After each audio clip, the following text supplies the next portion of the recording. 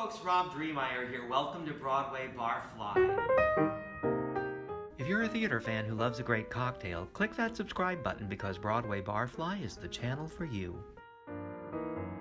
Jerry Bock and Sheldon Harnick were one of Broadway's most distinguished songwriting teams.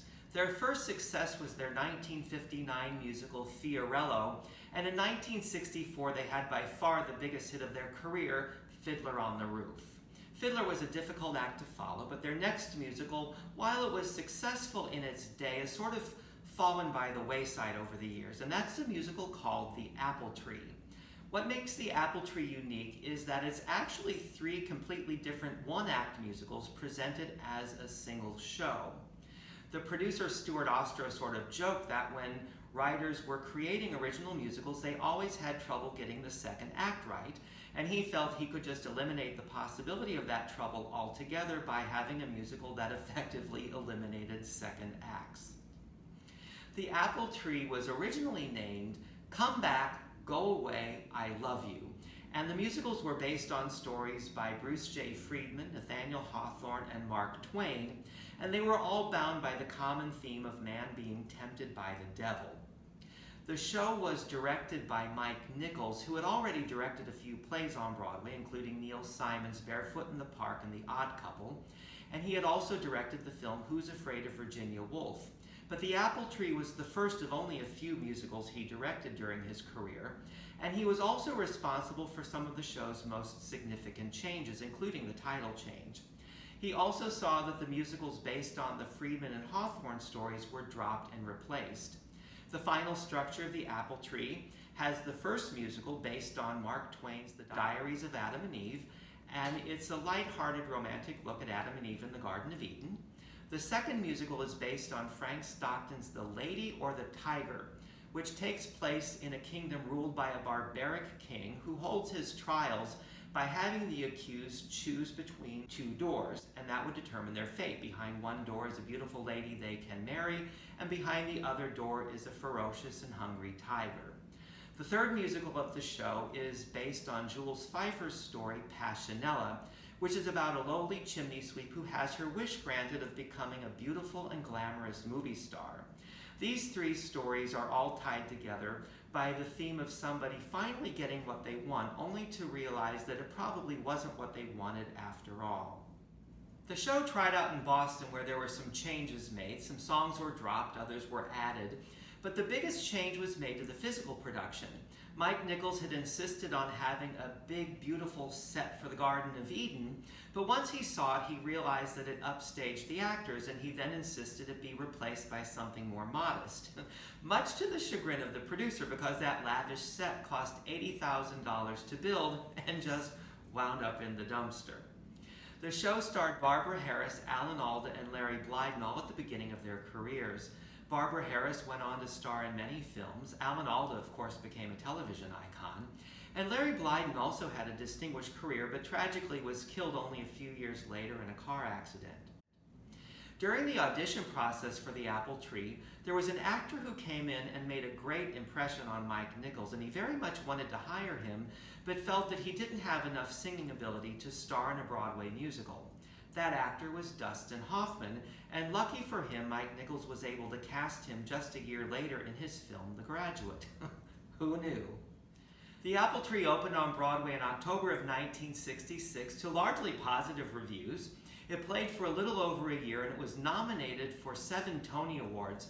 It did face some pretty stiff competition, however, from the show Cabaret, which also opened that year.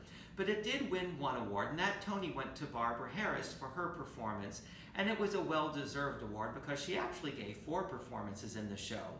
She played Eve in The Diary of Adam and Eve, she played the princess in The Lady or the Tiger, and in Passionella, as the character Ella, she played both the chimney sweep and the glamorous movie star.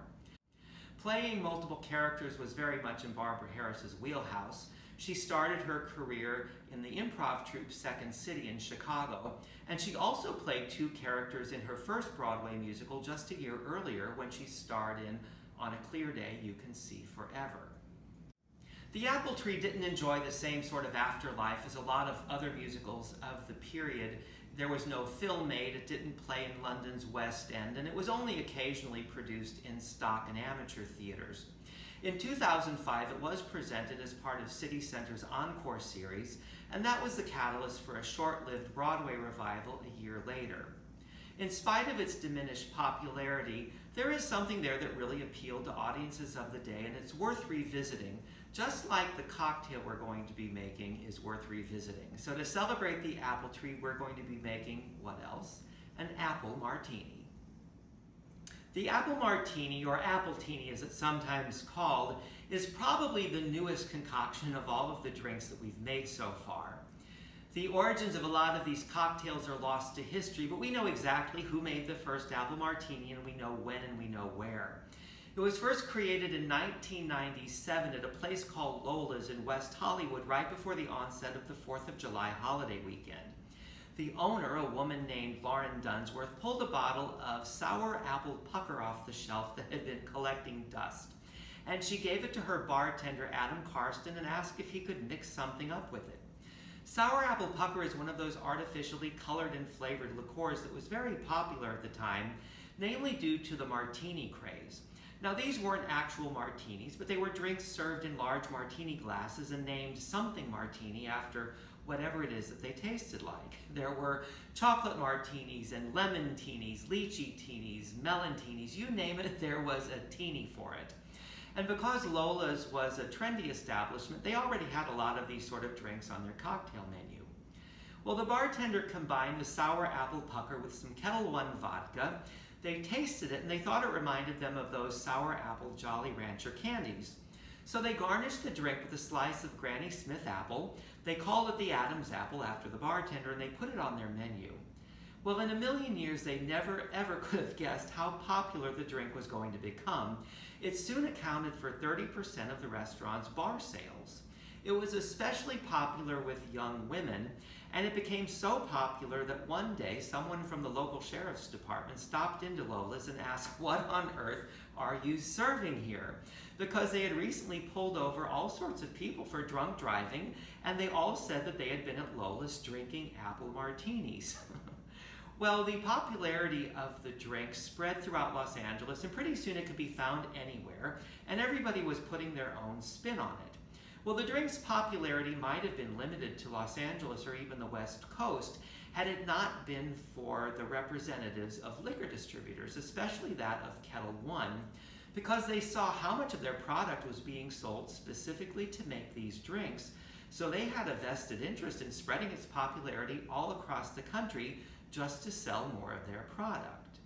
Well, like all fads, eventually the apple martini craze died down, namely due to the rise in popularity of craft cocktails. By the early 2000s, bartenders were calling themselves mixologists, and they were much more interested in exploring distilled spirits and reinventing old classics. The appletini also suffered somewhat of an unfair blow to its reputation in pop culture because it became a stock punchline for emasculating jokes. It was also a running gag in two different sitcoms. In 2.5 Men, it was one of Alan's drinks of choice, and in Scrubs, JD would order his appletini easy on the teeny. Well, all joking aside, the appletini had something that appealed to people that's worth revisiting. The original apple martini was made with equal parts vodka and sour apple pucker, though many variations emerged. Often sour mix was used or just lime juice with simple syrup. There were more crafty versions made with apple juice or apple cider and apple brandy. What we're using today is vodka, and I have Kettle One, sour apple pucker, and cointreau. And I know cointreau is an orange-based liqueur, but it really does help to reinforce that sort of Jolly Rancher flavor. So we're going to start with 1.5 ounces of the vodka, 1 ounce of the sour apple pucker, and 1/2 ounce of the cointreau. We will pour that into our shaker of ice and give it a good shake. I realize we did just shake all alcoholic ingredients, but that apple pucker can take a pretty good shaking. So we strain this into our chilled cocktail glass.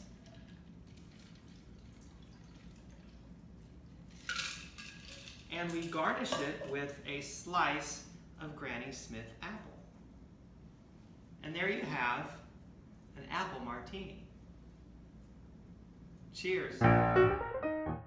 If you enjoyed the video, why not give it a thumbs up and share it with your friends? Feel free to leave your comments and click that subscribe button because there's a lot more Broadway Barfly to come.